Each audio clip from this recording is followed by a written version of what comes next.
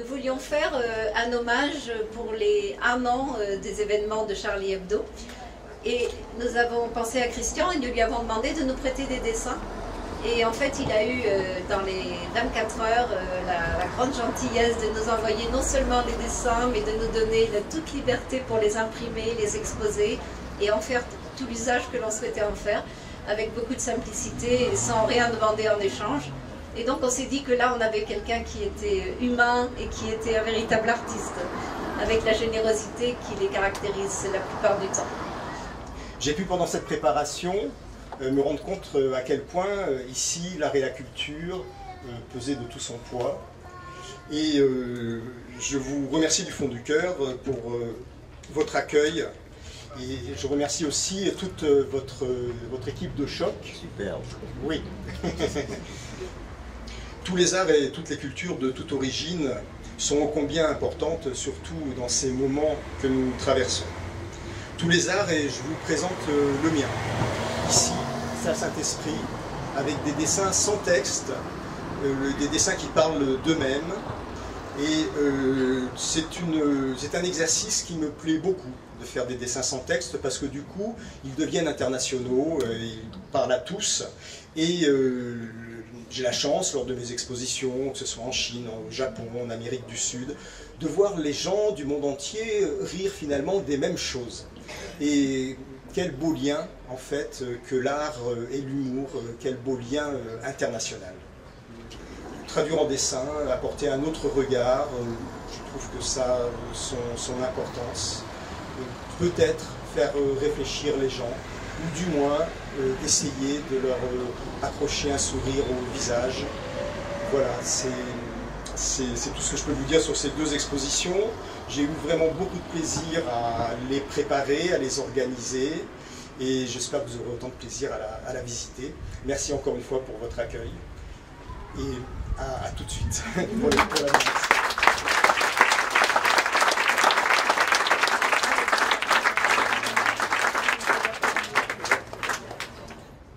Aujourd'hui, c'est un moment un peu particulier, un bonheur un peu à part d'être aux côtés de Christian devant toutes ses œuvres, ou presque devrais-je dire, puisqu'il y en a une partie, comme cela a été rappelé, aussi à l'Hôtel de Ville, et puis d'autres tant de lieux. Alors je dois bien l'admettre, les célébrations cet été auront un goût un peu amer, parce que nous avons tous à l'esprit la tragédie du 14 juillet qui, une fois encore, a endeuillé la France à l'entrée de l'exposition, à l'entrée de l'Hôtel de Ville. Et merci Christian d'avoir ce kakémono là qui y est. Et il y a la force de cette phrase, une mine de plomb, je crois que c'est aussi l'intitulé un peu du parcours qui est proposé au sein de l'Hôtel de Ville, une mine de plomb comme cela. Nous pensons bien évidemment aux victimes, à leurs proches. Nous savons qu'il faudra un temps colossal pour cicatriser les plaies et dépasser le traumatisme. On parlait encore très récemment avec quelqu'un qui a survécu, qui a bondi devant le camion, et nous ressentons tous aussi un profond sentiment de gratitude et de reconnaissance envers toutes celles et ceux qui ont porté secours, qu'ils soient gendarmes, policiers, police nationale, municipale, les personnels soignants qui accompagnaient le président de la République dès le 15 à l'hôpital. J'entendais les chirurgiens qui sont intervenus disant que je crois qu'ils étaient dans 12 blocs opératoires à faire 17 interventions simultanées. Enfin, on n'imagine pas, je pense que cela a été pour plus des polytraumatisés par rapport à ce type de... Bref, et une fois de plus, on a vu des gens extraordinaires, remarquables, je trouve d'une indécence totalement intolérable, inacceptable, qu'en un tel moment, il puisse y avoir d'autres expressions qu'une douleur partagée, et les polémiques à ce moment-là, je trouve, sont inacceptables, ne sont pas compréhensibles. La douleur des personnes, elle, la colère parfois, peut être totalement légitime. Il suffit de se mettre à la place des proches. Et bon. Dans notre droit, la présomption d'innocence, qui est quelque chose qui est fondateur de notre rapport aux libertés collectives et individuelles, est-ce qu'on peut l'aborder toujours de la même façon? Ce sont des choses très très complexes en tant que parlementaire. Ce sont des questions que je suis amené à me poser, que nous, en tant que citoyens, sommes amenés à nous poser. Certains d'ailleurs pourraient penser qu'il y a un paradoxe à célébrer dans la joie ce soir l'ouverture d'une exposition, alors même que nous sommes encore profondément bouleversés, frappés par la tristesse et la révolte. Et pourtant, je le proclame, mais vraiment du fond de moi-même, c'est exactement le contraire. J'ai la conviction que, d'abord, notre pays, le pays que nous aimons, dont nous sommes fiers, cette République ne doit pas reculer, et elle ne reculera pas. Et qu'il est urgent, important de montrer que la vie continue, que la vie est plus forte par rapport à des gens qui sont fascinés par la mort, par, et quand je dis fascinés, c'est aussi qui sont s'abandonnant à un fanatisme. Nous avons quelque chose qui est une force extraordinaire, qui est la pulsion de vie, qui est la force de la vie, que nous devons, me semble-t-il, mettre en premier face à cela. Pas comme un rempart, mais comme définitivement ce que nous pensons constitutif de la dignité humaine, de ce que nous pensons être. Parce que combattre le terrorisme, c'est aussi résister à la peur, savoir résister à la peur qui... Mais bien sûr, elle nous pétrifie et elle engendre des replis sur soi. Et nous savons que ces replis sont mortifères. Et je pense qu'il est important que nous affirmions à la fois notre unité, celle de tous les enfants de la République qui proclament cet attachement. Bref, être ici ce soir, c'est aussi une façon d'exprimer un attachement, notre attachement à la culture, à la liberté d'expression, qui sont pour nous, Français, des valeurs fondamentales, comme l'égalité, la fraternité, et puis d'une façon plus large, ce qu'on appelle le vivre ensemble. Voilà, donc depuis plusieurs mois, et l'actualité là nous a rattrapés, mais depuis plusieurs mois, nous avions envie de mettre à l'honneur le dessin de presse. J'avais trouvé ce trait de plume au-delà de la personne, cette rencontre qui pour moi, elle fut fortuite, elle n'en est pas moins belle, avec quelqu'un pour qui j'éprouve certaine admiration, cette capacité de synthèse que je n'ai pas. Dans un discours, lui, il est capable de rassembler juste dans un coup de crayon une quintessence de ce qu'il veut exprimer. J'avoue mon admiration. Et il le fait avec émotion, il suscite chez nous des réactions. Et puis, le dessin d'humour, on le sait, c'est un art très difficile.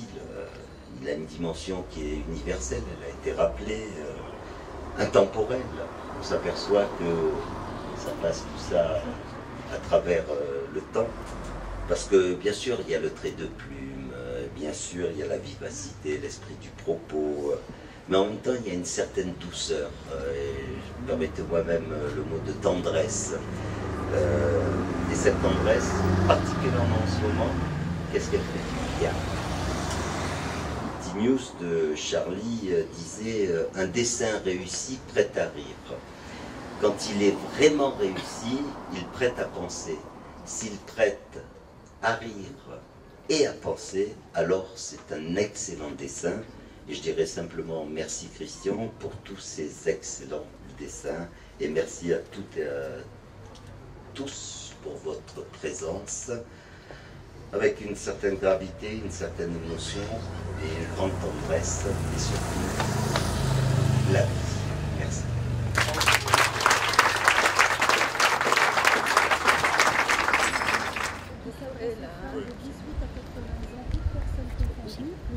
Et alors, vous sévissez?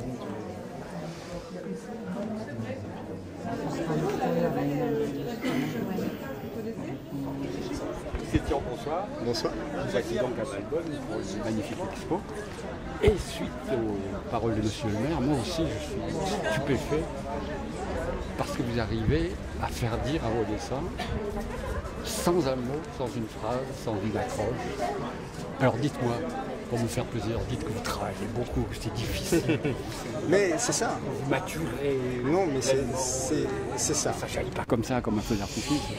Ça dépend, il n'y a pas de règle pour ce qui est de mes... Pour ce qui est de mes dessins d'humour, qui sont des dessins sans texte, comme vous venez de le dire, là, ça peut être effectivement un long travail. Je fais des croquis préparatoires, je fais des brouillons, je laisse tomber certains dessins, et puis certains autres, je les mets au propre ensuite. Donc, il y a beaucoup de travail, surtout que j'ai un style, j'essaie d'avoir un style le plus sobre possible, avec le moins de détails, très épuré. Au Japon, d'ailleurs, on m'a encouragé dans ce sens, et c'est quelque chose que j'aime beaucoup. Juste ce qui est utile à la compréhension du dessin. Et voilà, non, c'est beaucoup de travail. Je travaille 12-13 heures par jour et parfois même le week-end.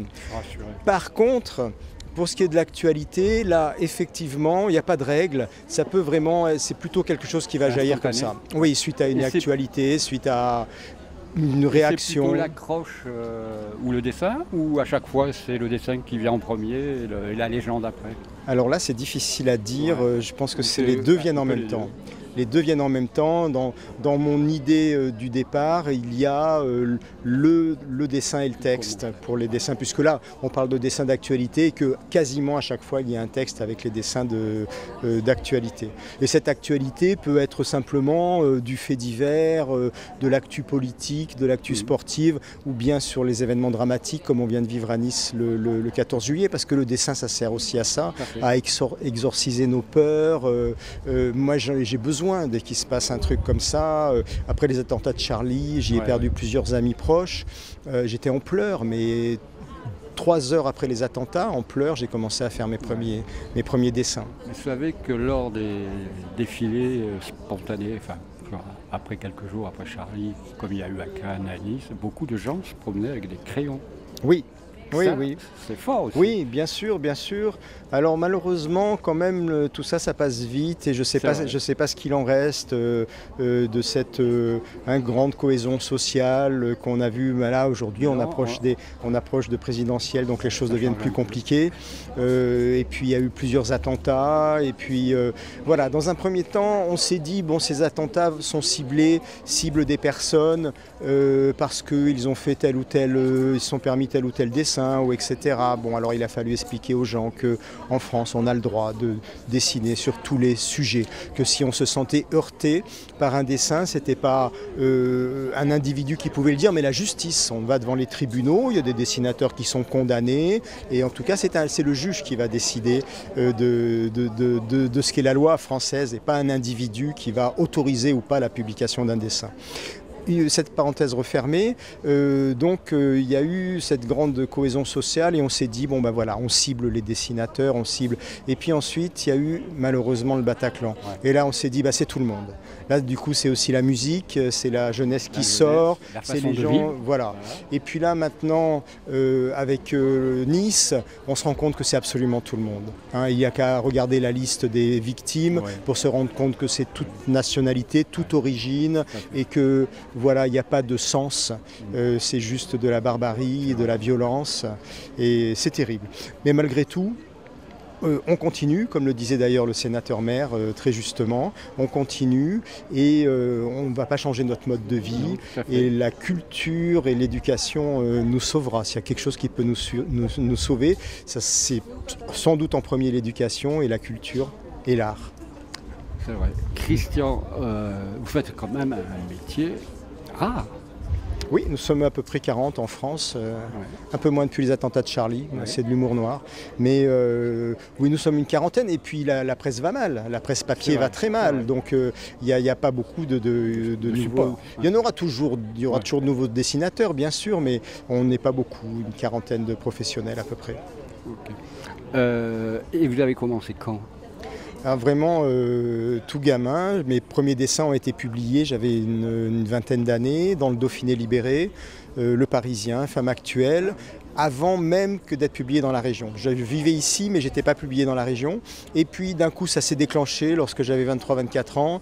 Dans le même trimestre, je suis rentré à Nice Matin et à France 3 Côte d'Azur et j'ai collaboré pendant 14 ans au journal télévisé de France 3 Côte d'Azur. Je me souviens de votre semaine. Oui, la semaine, ça s'appelait la semaine de Christian. Voilà.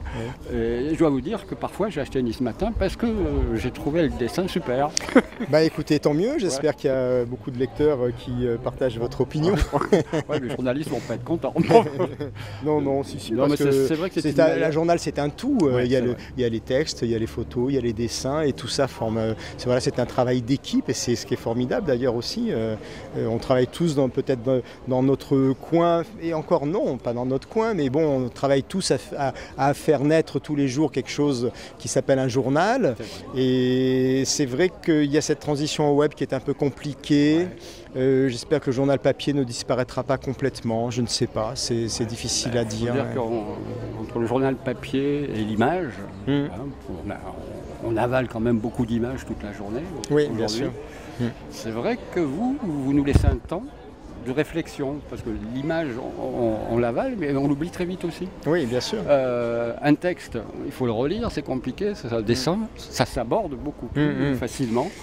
Mais ce qui me plaît dans le dessin de presse, qu'on ne va pas trouver dans le dessin d'humour, parce que dans le dessin d'humour, je fais des dessins, il y a des dessins que j'ai faits déjà il y a très longtemps et qui sont toujours publiés, republiés dans d'autres magazines. Alors ça c'est très chouette, ça c'est très chouette, ce sentiment-là voilà, est très sympa d'avoir fait un jour un dessin puis qu'il soit toujours utilisé et publié et qu'il fasse toujours sourire les gens des années après. Mais ce qui m'attire aussi beaucoup dans le dessin de presse, c'est ce côté éphémère. Et un dessin de presse finalement, dès qu'on l'a terminé, finalement il est mort. Quoi. Voilà, il est publié et puis on passe à autre chose. Voilà, c'est ça.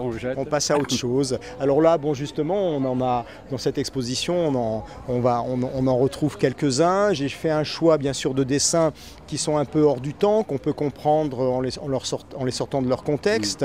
Mais c'est très rare d'ailleurs que j'expose mes dessins d'actualité. Alors, vous ne voulez pas faire un atelier avec nos hommes politiques pour que, au lieu de nous présenter parfois des projets qu'on a du mal à comprendre, ils nous esquissent un petit projet en dessin? Oui, j'aurais pas cette prétention. Chacun son métier. Et je ne saurais sûrement pas bien faire le leur et je suis pas sûr qu'ils sachent bien faire le mien. Non, faites bien le vôtre et nous en serons très heureux. Merci, je vais essayer de continuer comme ça. Bonne soirée. Merci à vous. Monsieur le maire, bonjour. Bonjour. Très heureux d'avoir participé à cette inauguration de Christian. Sublime. Et je suis un peu comme vous, je suis stupéfait par son art du raccourci qui nous fait réfléchir, sourire parfois, mais aussi qui nous amène plein de questions après qu'on ait vu ses dessins. C'est quand même fantastique quand je pense qu'il y a des gens qui philosophent pendant des heures, alors que lui, paf, ça vient comme ça. Et c'est beau et bien. Ça s'appelle le talent, il a cette capacité de saisir, de rendre avec émotion et intelligence, tendresse, enfin bref, voilà, c'est là, on peut qu'admirer, parce que j'ai vu bien sûr, de la distance, des clins d'œil, de la proximité, hop, et un petit pas de côté, non, c'est très beau. Donc une belle expo. Superbe. Valbonne, et quelle est maintenant l'objectif de vous, maire, pour la culture en pays de Valbonne? Vaste question et très belle. Très belle parce que le domaine de la culture, on est dans ce que je pense être constitutif de l'idée qu'on a d'une civilisation et puis des humains. On est dans l'humanité avec la culture. La culture, forcément, c'est quelque chose qui nous amène à nous dépasser, à nous élever, à nous transcender, à connaître l'autre. Exactement. Et donc forcément, à un moment donné, dans un rapport à soi-même qui qui peut être intéressant, mais surtout à un rapport aux autres, à l'autre, l'altérité, ce qu'on dit assez souvent en la matière, mais surtout aux autres, au monde. Et forcément, c'est aussi, c'est pour ça que je commençais par ce rapport à soi-même, c'est aussi quelque chose qui, quand on est comme moi attaché à cette promesse républicaine de la liberté, d'égalité, de la fraternité, la culture est un point de rencontre entre ces trois termes extraordinaires de cette devise. Sur la liberté, c'est un vecteur justement de l'évasion, de la rencontre, de la protection aussi. L'égalité, dans une politique culturelle, elle est centrale. Nous ne pouvons pas admettre qu'il y ait des accès à la culture, à l'intelligence, à la beauté, à l'émotion, qui puissent se faire en fonction de ses origines, en fonction de ses revenus, en fonction de... Voilà. Donc forcément, l'égalité d'accès à la culture est quelque chose de structurant pour nous.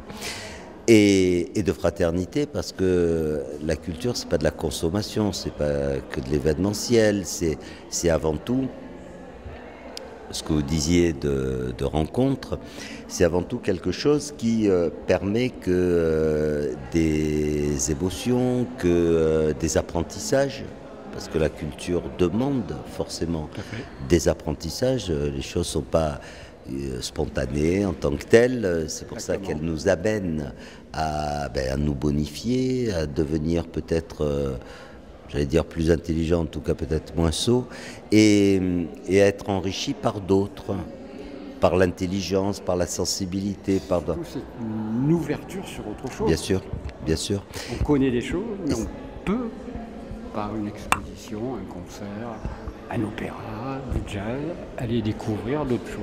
Bien sûr, c'est pour ça que je parlais de fraternité, parce que forcément, ce sont des moments de rencontre. La rencontre de soi-même avec soi-même a un intérêt, mais quand on se rase le matin, voilà, qui est quand même très vite assez limité. Je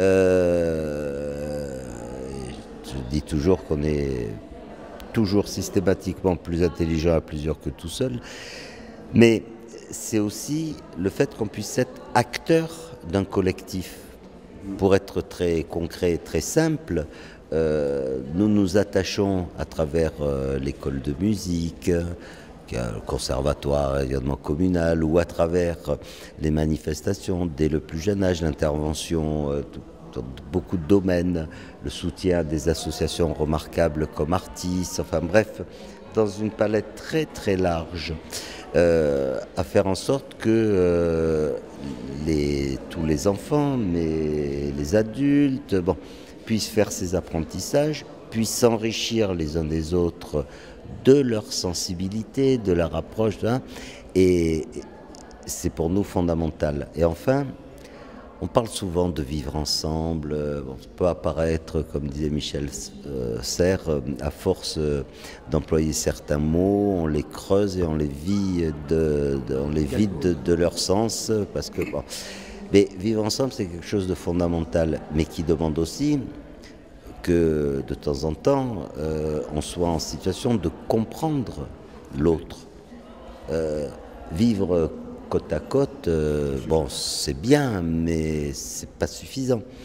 Comprendre les autres pour pouvoir recevoir aussi sa propre sensibilité, et l'art, la culture, et puis il peut y avoir aussi des gestes culturels, artistiques de tous ordres, est un élément fondamental de cette conception qu'on a du vivre ensemble, du respect, de la tolérance, puis plus globalement de la dignité de l'être humain. Voilà. Monsieur le maire, merci. Merci à vous et à bientôt. À très bientôt. Au revoir. Bonne soirée. À bientôt.